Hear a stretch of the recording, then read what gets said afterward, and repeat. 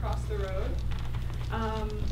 Elizabeth Dow worked as an archivist at the Henry Sheldon Museum in Middlebury, Vermont, the Vermont State Archives, and the Special Collections Division of the University of Vermont's Bailey Howe Library, before leaving Vermont in 2001 to create the archives track in Louisiana State University's School of Library and Information Science.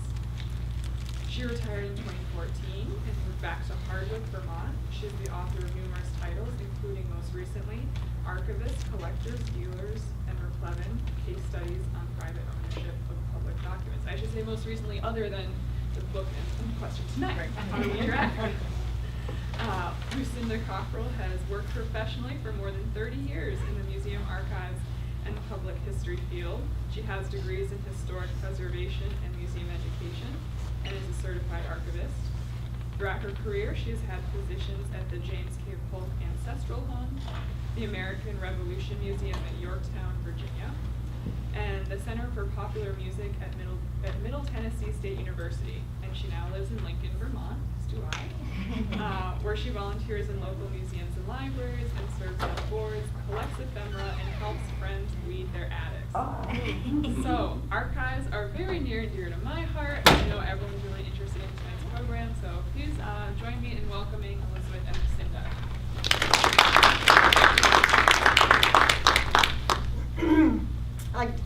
I should stand. I will stand. Okay. How many of you started housekeeping with stuff that you received from ancestors because you needed it? Yeah. We're all roughly the same age, and it was what you did. How many of your kids or grandkids have happily received stuff that you had to give to them because they needed it? One out of three. Right. 1 out of 3? Okay.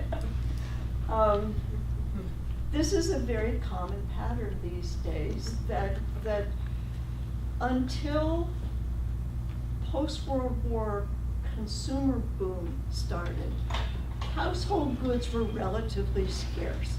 The 19th century, Sears Roebuck got started and you could get stuff, but there was a lot of handing stuff down. People didn't live as long, and somebody died and they just dispersed the stuff among the family. And it was needed. People were grateful for it. After the 1950s and stuff became inexpensive, it became common, it became trendy with fashions. There's just so much stuff out there that, one, it's out of fashion. I've spent an ungodly amount of my life watching HGTV, and you see these 20-somethings going into a home that they're thinking about buying and just saying, so 80s, we're just gonna have to gut everything. And I'm thinking, you guys haven't been poor enough to recognize that if the refrigerator and the stove and the sink work, you can live with that until you can afford to make changes. So the fashion for this old stuff is quickly passing. Lucinda assures me that there are cycles, it'll come back, but we may not see it. We don't see it. And it may be painted and decoupaged and stripped and who knows whatever. So there's a lot of stuff that we all have. I don't know why my voice is behaving this way, but I'm not going to fight it. A lot of stuff that we have, both artifacts and documents, that aren't needed anymore. And so there are a lot of books, a lot of authors out there making money on a lot of books about, if it doesn't spark joy in your heart, get rid of it. You're downsizing to 700 square feet, how to organize quickly and get rid of stuff. None of them, and between Lucinda and me, we have read virtually all of them. none of them mentions the historical value of stuff. So this book is about not how to downsize, not how to reorganize, but how to recognize the historical value of the stuff that you're looking at and are thinking about getting rid of. And the issue becomes, what does getting rid of it really mean as far as moving it out? Moving it out, I understand completely. History, the term history comes from the French term histoire, which means story. Very good. You know, a couple weeks ago, I was in Louisiana doing approximately the same thing. Louisiana, mind you. Nobody knew. Right. So we have stuff that is old, that was there. We have artifacts, we have documents that come from an earlier time. And that's the evidence. The history is the story that somebody writes based on that evidence. Good history, capital H history, is written based only on the evidence. There's a lot of really bad history out there that is based on what I want the evidence to tell me, as opposed to what the evidence really does tell me. So Lucinda and my concern is about saving the story, saving the evidence so that somebody can write an accurate history. Sort of gotten lost a little bit here. So putting this section together, why it's important, I found it's just easier to read it out of the book. We spent a lot of time struggling over these words, so I'm just going to give it to you. We build our understanding of time or place or group using a scaffolding of personal records, birth certificates, school records, marriage records, death records, letters, diaries, financial records, and public documents as news accounts, government records, and organizational records. Preserving documents assures that evidence of essential activities in our lives and the lives of our community is carried forward accurately and adequately. Preserving historical evidence requires preserving a wide range of documents and artifacts that validate our personal and group identities and histories. Legal documents track our obligations and our commitments, so we routinely keep wills and other legal documents for use by this generation or generations that follow. Other legal records, such as land records, probate records, divorce settlements, track our property ownership. Housing records explain the infrastructure of our lives, our homes and the contents thereof. Tangent. You buy an old house, you spend a lot of time and money reconfiguring, fixing it up, maybe not reconfiguring it. When you leave that house, leave behind all the documentation that shows what you've done to that house. The next owner will need that in order to do what they need to do and understand what's now behind that drywall that you put up, where there used to be a door. As personal and family records clarify the relationships of individuals and groups to the rest of the world, organizational records reveal the operation of organizations, including commercial, recreational, political, and charitable that we participate in. They clarify the networks among people and organizations that facilitate and influence the lives of our communities. Collectively, our records document the waxing and waning of community, organizations, family, and personal lives. They embody and reflect the accumulated wisdom, aesthetics, and experience of our civilization. Without them, we would have only our immediate memory, trapping us in the limbo of the present. Documents and objects provide the evidence we need to understand our social institutions, the human condition, and events that arise from both. Documents and objects tell us how things work, how they came to be as they are. Family objects and archives inform us about our ancestral past and inform our future.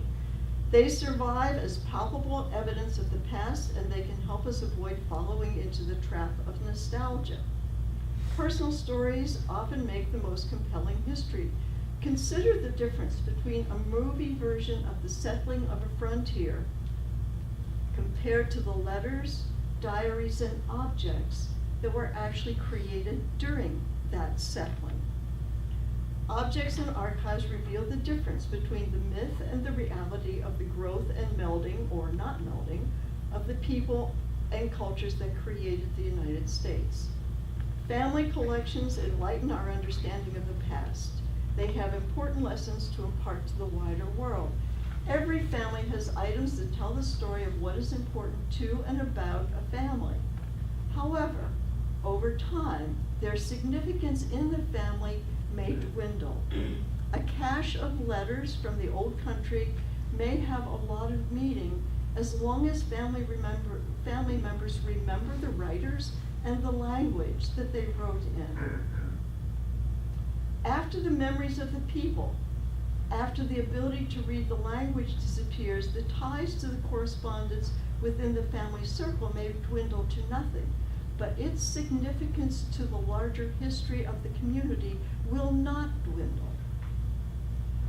By donating those documents or artifacts to a historical repositories, you treat materials that formerly had significance to the family in a way that honors the family without burdening further generations with the overwhelming task of preserving things that no longer mean anything to them.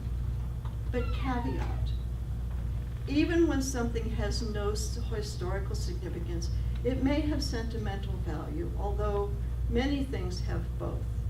When you discover things with a lot of sentimental value but no historical value, an old high school diploma, for instance, or a dried up corsage, or a souvenir scarf from the Horseshoe Curve, keep them until you're really ready to throw them away.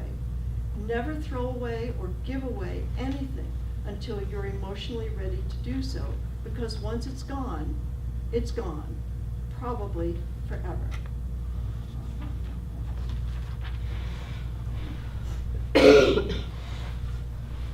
There are two types of historical repositories. Lucinda, you were going to do this part, right? Yes, okay. All right. You're on. It's my turn. There's a different accent here. And so, I'm from southern Vermont. A little farther south. I'm originally from Tennessee, so that's the accent. I live in Lincoln, though, same place as Dan. We have a lot of snow now, from last week. But I volunteer at the Sheldon, and I did make it down last week, yeah, but I couldn't get back up my driveway once I got there, I tell you. But I love Vermont, so I'm glad to be here. And Wiz asked me to this is really Wiz's idea, and I see Polly back there. Oh, she came. Polly. We have to single Polly out because Polly was the archivist at the Sheldon that started this whole thing too. So there's a lot of archivists in here. Eva, so does everybody know the difference between an archive and a museum? You got kind of an idea? Yes? Yes, sir? Try me. Try you. Okay, tell me. I don't know. You don't know. You don't know. Okay, so if you go to an archive, what are you going to do there? What would you be doing? Researching. Got it. Okay, that's what you really do in an archive. Archives hold documents, letters, photographs, usually paper things. Sometimes they'll have campaign buttons and things like that, but it's ephemera, things like that. But mostly it's the evidence of our lives on paper in an archive. If you go to a museum, what are you going to do? Look at stuff, and you're going to go, if you go to the Metropolitan, or you go to the National History Museum, you're going to go there to you visit usually. I'm going to go visit the museum. I'm going to go tour the museum. You're not researching the museum. So there's your difference. I always say is it's your end users. You're visiting the museum. You're learning things there, but it's a more edutainment sometimes almost, but it's a more interpretive. And what do you find in museums? Lots of paper. Three-dimensional things, a lot of the time. Three-dimensional or two-dimensional is in art museums, but most of the time it's going to be three-dimensional. So there's your difference. So when you find that you have historically significant things and you want to donate them to a repository, you know, this is what, as Wiz was saying, we want all these books to that are talking about decluttering, simplifying, you know. And I told my husband when I read that Marie Kondo book, I said, Dale, his name is D-A-L-E, but it has two syllables. Yeah. Yeah, I know. Dale. Anyway, I said, Dale, look, I've read this book, and we get everything out, and we fondle it and everything, and we look at it, and if it gives us joy, we keep it, and if we don't, we throw it away. He says, don't touch me.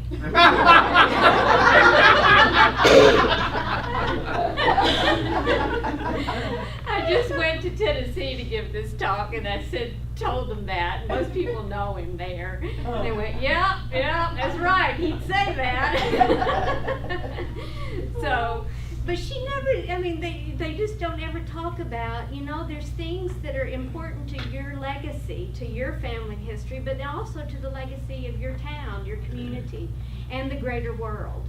So, and there's places out there, even if you don't want to keep them for your family, or your kids don't want them to hand down for your family legacy, there's repositories that, historical repositories like museums, archives, historical societies, places like that, whose business it is to preserve, to keep, to make access to interpret these things for future generations in time.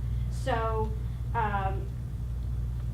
you'll know we have in the book different actual ways in which you contact these places and how to go about that, how to get things ready to do that, but also to give you an idea that archives will, you know, pretty much take documents that are historically significant, and they're almost always take certain things throughout the book. We've got a series of, you know, a diary, letters. They're usually very excited about anything like that. Museums will be a little bit more picky. You know, it has to be a certain locale, perhaps. And museums and archives both have collections policies, they call them, and so they have strict rules about what they take. It has to always mesh with their mission, who they're about, you know, their community, what they're there for, and they usually have an acquisitions committee, so it's not that they're going to take everything. It has to relate to the mission, and so you need to look for a place that is collecting what you have. And, you know, if your grandmother's diary and photographs are from Trenton, New Jersey, you know, a lot of people will say, oh, but I live in Middlebury, I'm going to give it to the Sheldon Museum, because that's where I'm from, Middlebury. No, where does that belong? Where does that diary belong and those photographs belong if the grandmother's from Trenton, New Jersey? Right, you contact Trenton and say, look, I've got this great, you know, primary source from the early 20th or the 19th or whatever century, and so that's where you go back to the source a lot of the time. So people make that mistake a lot. And then if you want to go to Archives Heaven, you will realize that they always need money. And so if you donate your things, if you will also give a monetary, donation for boxes, acid-free boxes, and things to house those nice things in, like photographs and things, then they will love you forever and ever and ever, and you will be an angel in heaven, in Archives Heaven. And then, anyway, we cover all this in the book, and then we also, because this comes up time and time again with specific things, there's a certain five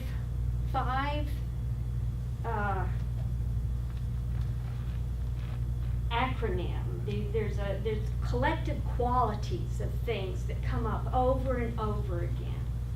So they are, Wiz came up with this. Would you like to say it? Would you like to say the word? Catechus. Catechus. We made this up. Made this up. But I don't remember what it means anymore. Okay. It is. Read the book. Condition is the condition of the thing, or the papers, or whatever. You know, if it's got mold and mildew, or it's burnt, or some, if it's in bad condition, it's going to be difficult for a place to accept. Age generally means the older the better, but it can mean the specific place and time. Provenance. Can somebody tell me what that weird word is? You Chris. know where it came from and who got it from whom, all the way Yes. back. Very Like good. a real chain of. Yes. So it's the kind of the history of that object. In archives, it's the creator of that family paper collection. What's that word again? Provenance. Proven. It's French, I assume. CE. Yeah, yes. It increases the value hugely. Definitely. If you know where that Civil War sword, who owned it, where it was used, oh my goodness, yes. It increases the historical value very much. And of course, if it's owned by important people, that certainly ups the historical value.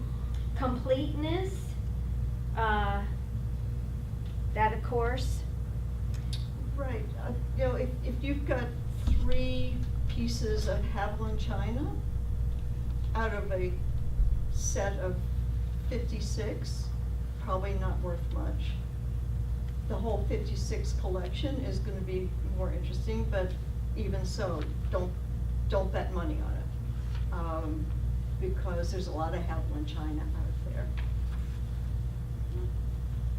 And mine is that in one museum I worked in, we had a Civil War surgeon's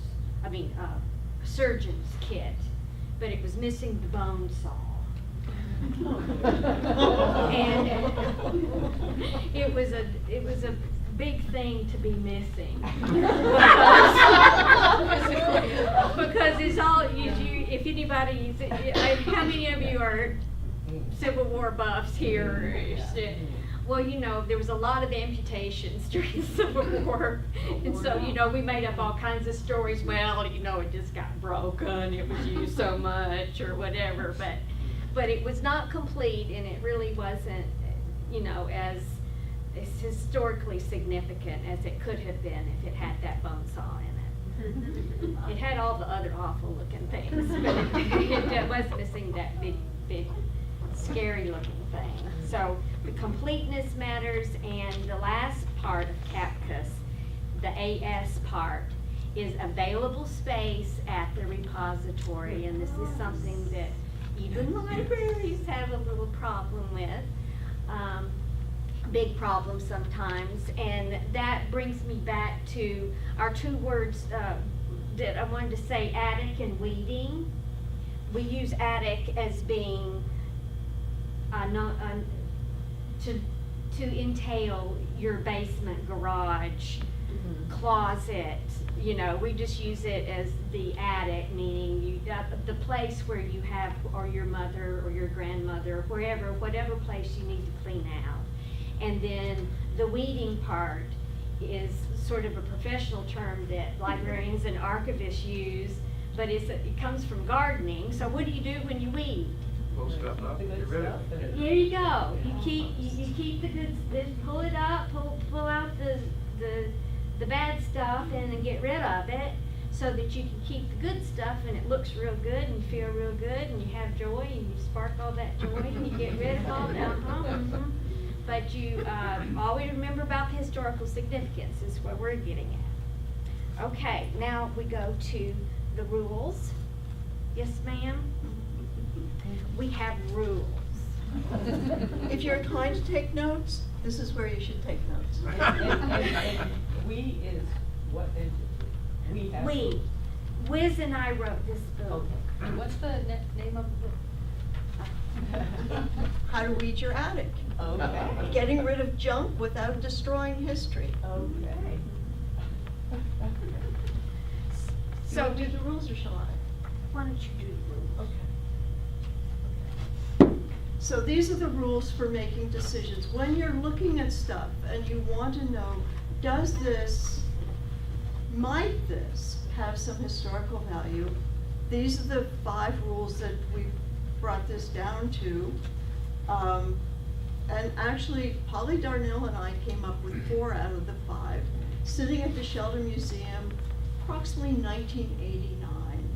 I gotta say, my 2 years at the Sheldon were among the best jobs I've ever had. It was great fun. Okay, rules. For documents, a long or a complete collection has more value than a spotty collection. 2 Sheldon Museum's examples for this. There was a hardware salesman by the name of C.D. Earle who sold hardware. He was a traveling hardware salesman, and in his diary every night he kept track of who he had seen, where he had been, what he had sold, all through western Vermont and northeastern New York. One of those diaries is really boring. They're all really boring. But the Sheldon has 25 years of it. And 25 years of those diaries, you can see the community's growing. You can see his line of products change. He did write down where he had supper every night, so you can see how the food entities changed over the course of his 25 years. 25 years is really valuable. 1 year would have been interesting, maybe passingly, but 25 years is a wonderful database of information about the growing edge of Middlebury and eastern Vermont at the time. The Sheldon also has 2 volumes of a journal kept by a young woman named Mary Ann Swift, of the Swift House Swifts. Apparently we know more about her now than we did when I was here. We didn't know much then. But Mary Ann was one of these people who sat down and wrote long, thoughtful, heartfelt, observant notes about the people in her life around the village and stuff like that. And so while there aren't many volumes of them, it's like 1861 to 63 or something like that. There's a lot of information in there. I came to Mary Ann after I'd been working, I don't know, a year or so, and Mary Ann confirms that in fact Philip Battelle was really very full of himself and got very angry that the Historical Society, the Vermont Historical Society, mind you, decided to have their meeting in Middlebury without telling him, without asking him. And I thought, oh, he really was as arrogant as I had gotten an impression he might be. Her brother was killed in the Peninsula Campaign during the Civil War. And she wrote in this diary about how grateful the family was to have his remains come back. And she mused about the numbers of thousands of families who would never see their loved one again. And what a different experience, how hard that must have been for them. There's not a lot written by Mary Ann Swift, but what she's written is really wonderful. So C.D. Earle, not so great individually, but wonderful in aggregate. Mary Ann Swift, if we had, there's the Bedell collection, which goes on, or Birdwell, I've forgotten his name, goes on for 10 or 12 volumes. His life was hard because that's the way he saw his life. His life was sort of like most people's, but he saw it as very hard. This is part of the second one, which is emotive material provides a much richer picture of what life was like than factual material does, but facts matter. I've forgotten the gentleman's name. He lived in a household with his I think it was son, his daughter-in-law, and their baby, their newborn. And he was a very prominent man in the state, so he includes lots of what he did and where he went, who he met, and stuff like that. And then he starts writing, baby boy is very sick. And it goes on for like 4 months. You know, baby boy a little better, baby boy very low, and I'm afraid he's not going to survive. Well, in fact, the child did not survive. And it's a very touching document to read as you see this prominent politician being active in his life, but then this is what's nagging him underneath all the time. Slade. Pardon me? Slade. Slade, right, thank you.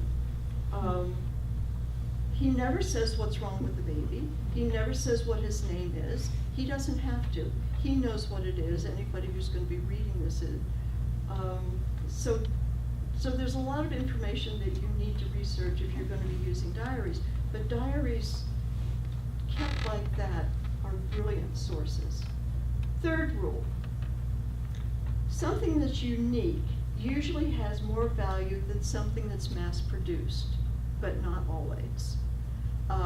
So the Sheldon is full of lots of handmade stuff, because making stuff by hand was the only way that people can get it, as opposed to, you know, kids who have every plastic toy that was ever created by the human mind. And there are a bazillion of them out there, and they have virtually no historical value, whatever, but a thing that was carved individually for a child in the late 18th century does have historical value, just, well, for one thing, because it survived. Unless, of course, this collection of plastic toys belonged to somebody who grew up to be very famous. And that's the thing that museums look for, is the provenance. Who owned this thing? What is it that the museum has that belonged to Anne Story? Polly, what is Anne Story's key or something like that? Anne Story was a very early settler in this area and has an amazing story that she lived. And the Sheldon has this, I think it's a key. It's not an outstanding artifact, and if it weren't Anne Story's key, it wouldn't matter. But it was hers, and it therefore connects to that entire. Mary, do you know? I was thinking it might have been a bell, but I don't know why. Maybe it was a bell. Something small, domestic, and innocuous, except that it belonged to Anne's Story. So that's the sort of thing that museums are interested in. Archives will take anybody's letters, anybody's diaries, that sort of thing. We're not interested in history in high school diplomas, however. They are paper, but they're mass produced, and you might want to keep one of every style that was made. except maybe the diploma for the most famous person who ever graduated from this high school. Fourth rule, documents, and I suspect some artifacts carry more information than they intend to carry. So, your credit card company sends you a list every year, or every month, of what you've purchased. Their desire is to let you know why they think you owe them the amount of money at the bottom of the list. But in fact, if you keep a decade or a lifetime of credit card bills, you have a very good record of your travels, of where you're eating, of what kind of discretionary income you have. There's lots of stuff can be pulled out of something like that. So before you look at a document and decide it's trash, and this is particularly true with pictures, look at what's in that document that was not intended to be there. So if you've got a group of young people in 1920s bathing costumes sitting on a beach with an ocean behind them, and you don't know who they are, what the ocean is, when, okay, so it's their 1920s bathing costume, it really doesn't have much historical value, because the people is what really matters in that, and the events, and why are they there, and stuff like that. You take the same group of kids, probably dressed differently, put them in front of some building in town, even if you don't know their names, if there are buildings back there that no longer exist, or that have been seriously renovated, just the picture of that background has historical value, because it may be the only pictures you have, or among, very few pictures you have of that cityscape behind them. So, particularly with pictures, even if you don't know the people, is there anything back there that is just accidental, but has real value in terms of telling us what's happening? Early 20th century, late 19th century, early 20th century postcards very frequently were photographs put onto cardstock and sent around. And they have wonderful information on them. Postcards have information on the back, which may or may not be interesting, but it may be interesting. But the front can have lots of pictures of stuff that no longer exists. Shorelines along lakes, for instance, or I'm thinking of a picture of a guy in the middle of Hardwick, Vermont, rowing on the Lamoille River behind a dam that no longer exists. But with that picture, you can see how high the water was behind the dam, and that explains some of the buildings that have happened along that street that maybe don't make as much sense now. Fifth rule. There's a 25-year time frame, a 25-year rule that exists that we're not really consciously aware of. And that is, we buy something, use it until something else comes along, and we may put it in the attic, we may throw it out, but we may put it in the attic. And then 25 years later, children or grandchildren come along and say, oh my word, look at this. When I was 16, I got a radio for my birthday, and it weighed 6 pounds, and I carried that sucker everywhere, sort of, it wasn't as big as boombox, but it was not something you stick in your pocket. Well, eventually radios became a lot smaller. I put it in the attic, and 30 years later, here is this portable radio from the 1950s that suddenly I saw with very different eyes. So as you're looking at artifacts that you're thinking about giving away or throwing out, don't just look at it in the context that it fits in today. Think about what this might look like 30 years from now, and then decide on the basis of that. So those are the rules.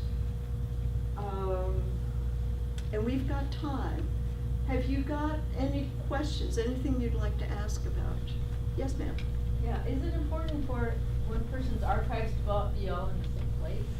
Because, my grandmother went to the Marine Biological Laboratory in 1916, and she made these beautiful drawings of marine plankton, and they would like those drawings, but they wouldn't like the rest of her letters and stuff, so.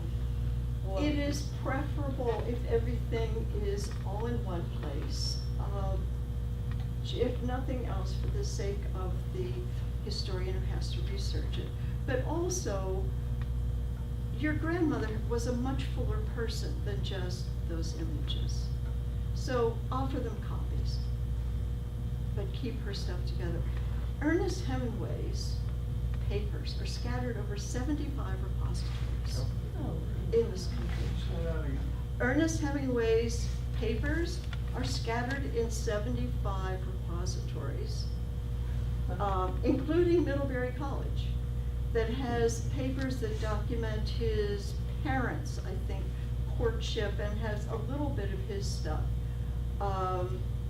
And the family had trouble finding a place for them because I suppose that they were thinking about available space, and repositories do run out of space. But if I'm remembering the story correctly, a member of the board at Middlebury is, or had some connection with the Hemingway family, and the Hemingways wanted these to go into a repository, but none of the places that had stuff were interested in anything that wasn't Ernest. And the family that had these didn't want to break them up.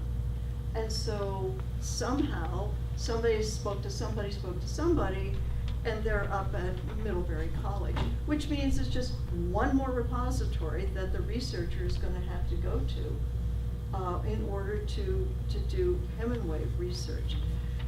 So yes, if you can keep everything together and they belong where they were created, except for letters. If they're in the collection, they'll be fine. But typically, letters belong where they were received.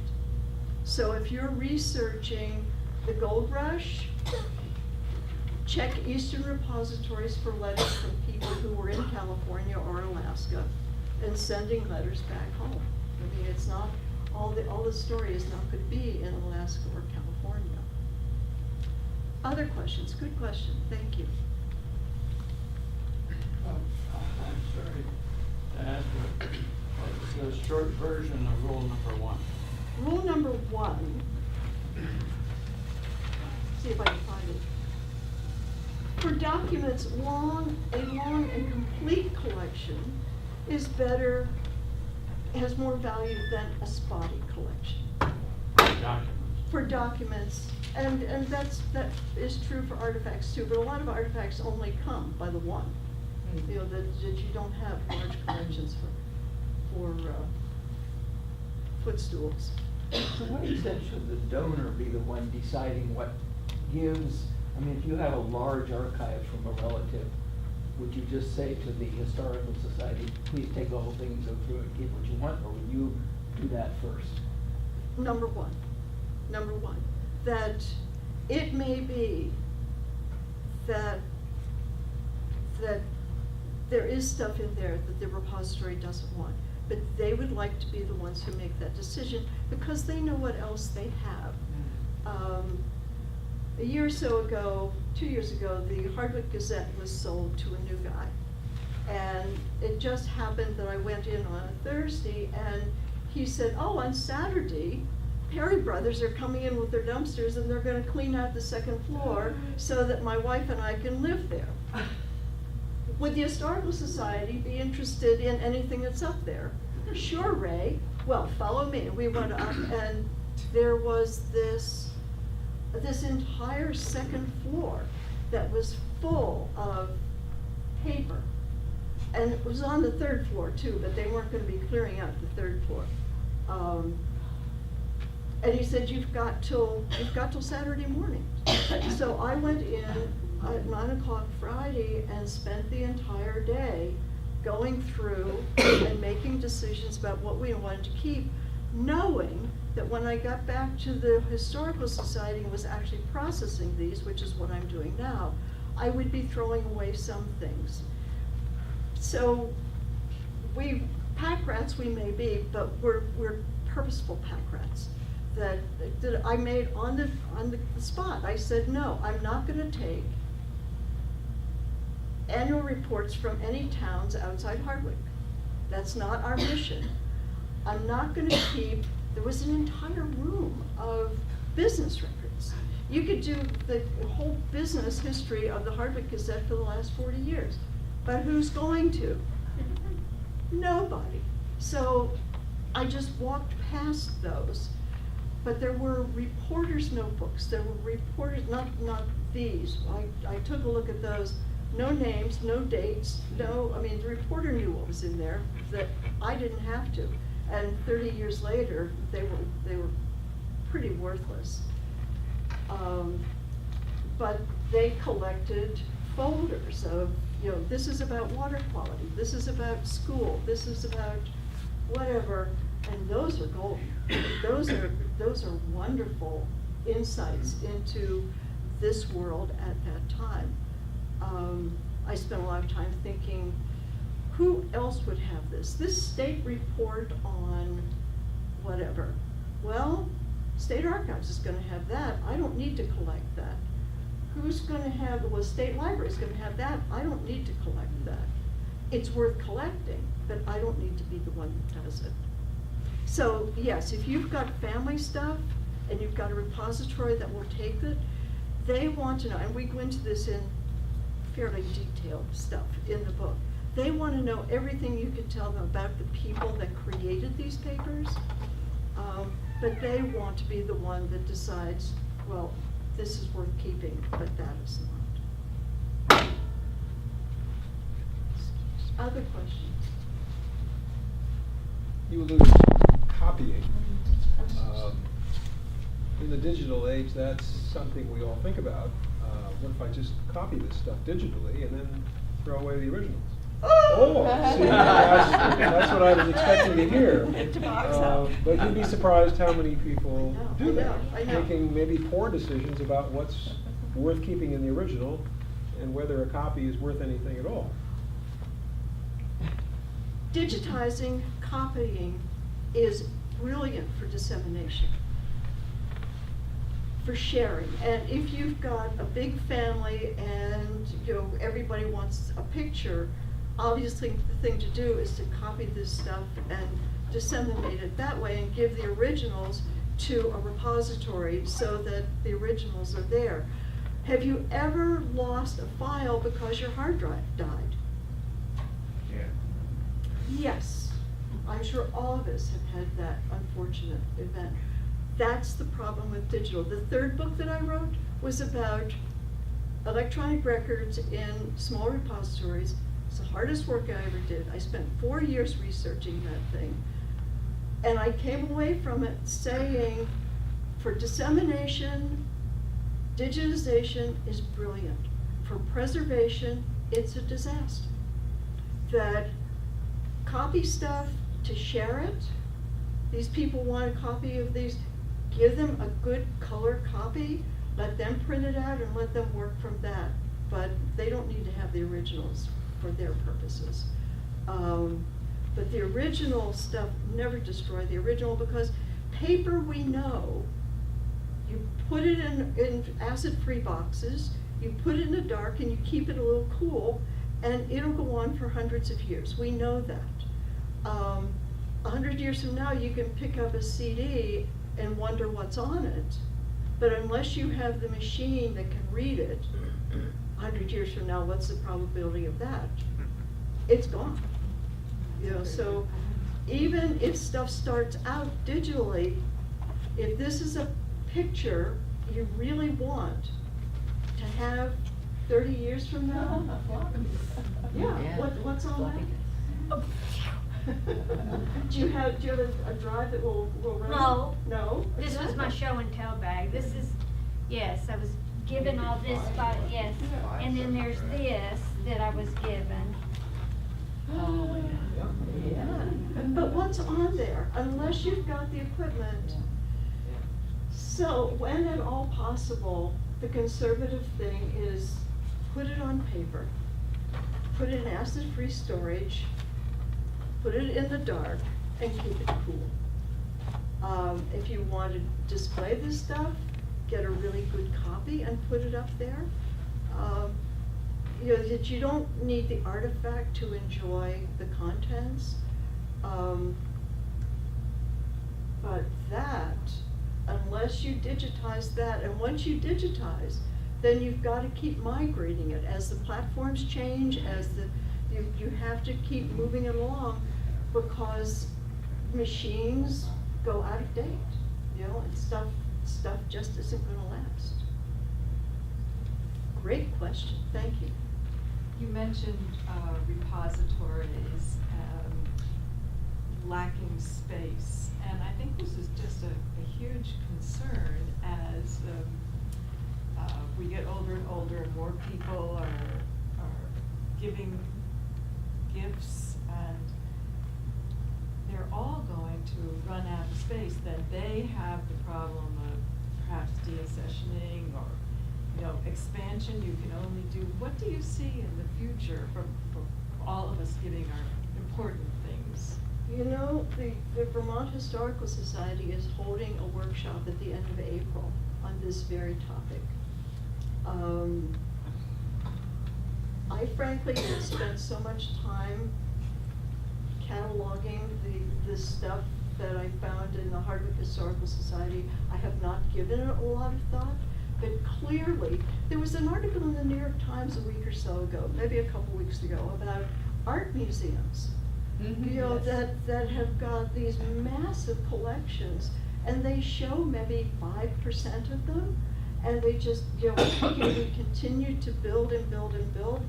And I think the thinking within the profession is moving towards we've got to become more discriminating. And part of that story was an art museum that has started to grade its stuff. It didn't say what they're going to do with the stuff that gets Ds, but you know, clearly, I don't know, Sheldon has a bunch of what's it, the sleigh that James Monroe rode in when he was in Vermont, and how many people get to see that? Just at field days, I guess. Over here, if you were on field days, that's where it's stored. Yeah, we have two, not one, but two huge fire hose carts that were used, you know, one of them was used up into the 1940s, but they take up a huge amount of space, and, you know, you can't really throw it away. But what do you do with it, except say this was a hose cart that they used in East Hardwick, you know, for the fire hose company? It's a really hard question, and I don't know what the answer is. Do you have an idea? What if you could save the image of that in a 3D format? A So that you hologram. can recreate it later. Right. Analyze the material, keep that on file. Right. That takes a lot more technology, a lot more money, and a lot more expertise than most small repositories have. But it is a possibility. I don't have the answer to that. I don't know what the answer is, and, you know, the profession's gonna have to work it out over time. I'd like to know where I could give some letters that my husband wrote in 1973 and 4. Where were you? I was in Cleveland, but it really has nothing to do with Cleveland. With Cleveland. I think it has a lot to do with technology, because he was writing what he was doing with Those letters electronic belong in music. your collection. And your collection goes to whatever repository you want it to go to, that will take it. But it belongs in your papers. Or his paper. Or his papers, yeah, or his papers. Well, I have copied them all, and I've retyped them because you can't read his writing. So I got 2 big volumes of this stuff that's copied and translated, and it's full of drawings and doodles, and, you know, it shows what people were doing before technology took away the handwriting. So it has a lot of historical interest, I think. Belongs with his papers wherever they go. But Or your because papers. all that creates a context and is part of the story.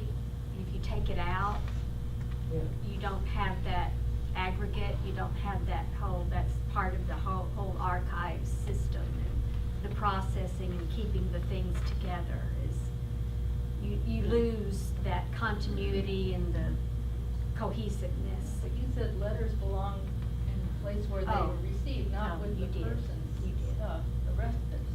Don't interpret that too hard. Oh. It's like the diary from Trenton belongs in Trenton, not in Middlebury. So you go through your stuff, you figure out what has historical value and what doesn't. You now have two decisions. One is you can keep it, or you can find some place to take it. If you decide to keep it, we have a chapter in the book about basic preservation, what to yeah. do, what not to do. If you decide to find a repository, we have a chapter in the book about how to go about finding a repository, what they're gonna wanna know, how to talk to them, what you can expect of them, what they will expect of you, etc. The first thing, though, is to become sensitive to the historical value of the stuff that you think you wanna throw away. But how do you know the value? I mean, how do you know when it's something you should? You read the book. You buy the book and then you read the book. The middle 4 chapters actually are just lists of stuff and our take on the probability of its having historical value. And even then, we make it easy. You look at the thing, high school diplomas rarely have historical value. What are some of the things that never has historical value? But we came up. Well, you said China. Many families have several generations of dishes. Isn't that right? Uh-huh. But few members that want them. Is that right? Is that what you were telling me? Yeah. These sets of china might interest a museum, and some museums use donated china and tea sets at events. They may also use them as display props or in educational programs. Capcus always applies. Remember my condition, age, all that?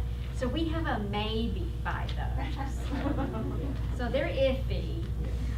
Things are always, usually, maybe, rarely, never. And they're listed under, we have basic categories of mass-produced, headings, mass-produced, individual, which is handmade, unique, commemorative items like trophies, wedding dresses, gown, what do you call it? Big. No, Wedding gifts, wedding dresses. Nobody wants wedding dresses. The Hardwick Historical Society has 60 high school trophies. Oh. Say that again? The Hardwick Historical Society has 60 high school trophies. We don't need 60 high school trophies. Trophies are difficult to deal with because there's a lot of emotional, sentimental value in the community until the whole generation dies off. And meanwhile, we're having to store them. You had a question. I have a sort of more general question. Okay. And I hope you'll give me the answer I want. So a lot of us are feeling the stress at our ages of having to deal with all the stuff we have Right. accumulated. And I want to know if what you've just told us is increasing that stress and making it harder or making it easier. And I hope you'll say the latter and say why. Well, I hope it's making it easier. I mean, there are all of these downsizing and organizing books, which are good advice, except that they ignore that some stuff that they suggest you throw out has historical value, and so you should consider throwing it, taking it to a repository. But I hope that it relieves you when you've read the book to learn that you do not have to worry about destroying history to get rid of all of those National Geographics that you have accumulated someplace. 16 years of Time magazine, chuck-up, no problem. Some of this stuff is more difficult than that, but there's a lot of stuff that you don't need to keep. there's a lot of stuff that you may have, but other places have, that it's not your job to maintain history based on your collection of Life magazines. Well, you put history. Yeah. Or it's like, how do you know if your grandchild is going to be the next Da Vinci? You're talking about identifying, you know, Refrigerator favorite- art, which is, you know, the stuff that kids bring home and you put it, that belongs to the kid. So hang on to that until the kid is 40 and has reached the age of discretion. If you can, yeah. And then make it their problem. That doesn't have to be I was your thinking problem. about identifying, you know, famous people, suppose, you know, someone in our family ultimately would be famous. Yeah, I mean, even That's Van- hard to think, yeah. Even Van Gogh in his lifetime was not Van Gogh. I mean, he has emerged since then. But we do feel I'm an only child, so I didn't have the sibling thing, but I've been through, I've been through my mother and my husband's and my grandmother, and my mother was probably a hoarder. If I could show you pictures, in fact, when we had an estate sale, and the man doing the estate sale said, "Well, Lucinda, you know, I've had lots of people that didn't know that there was a closet or a room." He said, "You're the only person that I have known that didn't know that there was an entire building out in the middle of a pasture full of stuff." The kudzu had grown up over it, and I didn't know there was a building out there. Kudzu will do that. Yeah, I mean, you couldn't see. Yeah. And furthermore, I had no idea she had piled so much stuff in there. So out it came.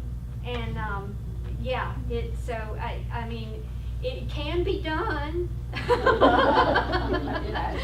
It has to be done. But, and I did give quite a few things to the local museum, and then my mother was from Alabama, so I'm still got a lot of stuff. I've got a whole bunch of stuff. You should see my house right now. I'm going through all kinds of stuff, and this was what I got my husband Dale. So this is what I was handed. This came in the mail from his mother. Just one. This was in a huge box. It's just one bag from his sister Carrie Ann. So we have you know, all kinds. But this is Dale at Middlebury with John Cage and George Todd. Look here, Chris. Look here. Here's John Cage. Yeah. Look at that. And then we have, you know, we have all kinds in here. Polaroids, you know, these ancient little bad color things. And there's a tintype in here. You all know what a tintype is? Oh, yeah. I have a postcard with a funny little picture in it. Nice. And look at them, all crammed in here. I have hundreds and thousands of these on my guest room bed now. From his mother, his grandmother, my mother, my grandmother, and all of them were hoarders like this. Hoarders, all of them, every single one of them. Now, who are you gonna give those?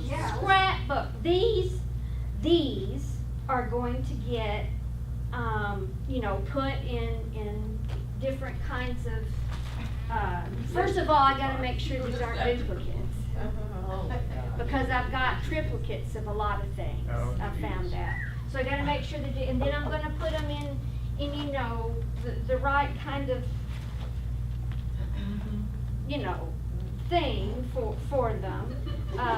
So poly, you know, poly, not you, polypropylene, polyester, and polyethylene are all good polys. This If is you can smell it. polyvinyl, and she's bad. Oh, here. If you can smell it, You can it's smell bad it. stuff. You can smell it, and she's got a plasticizer on her, and she's greasy. So if you can smell her and she's greasy, she does not spark joy. Bad. So I put them in the, and we talk about this in the book, but I'll put them in, you know, I'll put them, yes, and then I'll scan them. But I'll keep the originals, and they're gonna go to all 5 siblings because they want them. I have they want the pictures. So I'm doing this whole, I'm the family, we talk about in the book that hopefully you will have a family historian to do this kind of things, and I'm geeky enough to where I love it. So I'm doing that for the photographs and such, but I've also got lots of scrapbooks. Do any of you have scrapbooks? Do you have it on the bad acidic paper? Of course. Yeah. Glued and all that. And do you have any with the magnetic, what we used to call magnetic albums from the 70s? Those awful things, you know, those need to come out, yeah. The best ones are the old black paper ones. Those with black the paper, corners. yes, Little with the corners. Yes. Yeah, and I've got those to deal with. So we've all got this, but they're, you know, you just kind of go one at a time if you want to keep them. And of course, the family wants to keep them. But a lot of my mother's things, my grandmother had she was a scrapbook queen or something. I don't know. She was really into it. But during the war, not the Civil War. I'm not in the South anyway. If you say the war in the South, they immediately think it's the Civil War. During World War II, she put a scrapbook together of all the boys that went to war from Birmingham, Alabama. So that's going back to Birmingham. I've already, you know, contacted the Shelby County Archive, and they're excited about it, and it's really nice little scrapbook. So things like that are going back to them. They can deal with the preservation issues of the scrapbook, but that goes back to them. So I do understand that there's books out there about how to downsize and so forth, and they're all kind of the same. But I think we invented it as archivists. It's basically you group like items together. You put things that are alike together. And then you get rid of the ones that don't matter. The ones that are historically significant, you send to the best place. You know, the things that are dirty or whatever, or that you don't want, there's some that you can give to donate to charity or somewhere else. Ask your children if they want them. They'll say no. Except antiques, like my son wants the 1950s, you know. And 50s. yeah, he told me that he liked antiques. And I got real excited. Wait a minute, I bought stuff in the 50s. I am from the 50s. I said, oh, I'm so excited, you do? And, you know, my mother had this whole house full of, you know, 18th and 19th century. And I do too. I kept all the family feast, you know. So, oh, I'm so excited. He says, Mom, Emily and I are really into antiques. Yeah, I said, okay. He says, look at this couch we're going to buy. 1955. That's an antique. Yeah. To this generation, that's an antique. So, you know, the 19th century is non-existent in there. So yeah, the antique. So I hope we didn't, you know, put, as Wiz says, I hope that we do give you hope. There is, it does seem insurmountable, and I know everybody's got their own family story about, you know, how to deal with it. It's the family, it's dealing with mother, or, you know, she doesn't want to my mother wouldn't let go of a thing. not one thing, not one little bitty thing. Nothing. I might need that. No. No, so I had to do it all. So I do understand that it's a hard thing to do, and we're all in the same boat. So, but you can do it, and just remember that there is a future out there, and your legacies, you have things that your family and your community, it's your legacy that we're talking about. And so that's what's the important part. It's not just getting rid of stuff, it's the future. You are the future, and to keep that future going. That's what we're about. Well, I'm feeling much more positive. Okay. We're gonna go home and go through some old files. We have maybe one more question, but I know we're. But I have grandparents and they have papers and I've got them. One last question, anyone? Yes. If you're trying to make a decision between the most local place to offer something to, and the tiny town, and the county, and you suspect that the county might be more, have more wherewithal to take care of the stuff, but the town would really like it, how do you handle that dilemma? That's not a historical question, that's a political question. There you go. And Well, there's a preservation I'm not aspect. getting into it. There's a preservation aspect. There is a preservation aspect to it, and it is possible to overinterpret where it came from. That you just raised a very good point, that some things could belong in the town historical society, could belong in the county historical society as well, or could belong in the state historical society. We have a fellow who grew up in Hardwick who had collected postcards his entire life and wrote a book about postcards in Vermont. And after his book came out, he gave his postcards to the Vermont Historical Society, which is exactly where they belong, because Hardwick was not big enough or central enough. They would get more use at the Vermont Historical Society than they would with us. But that, talk to them both.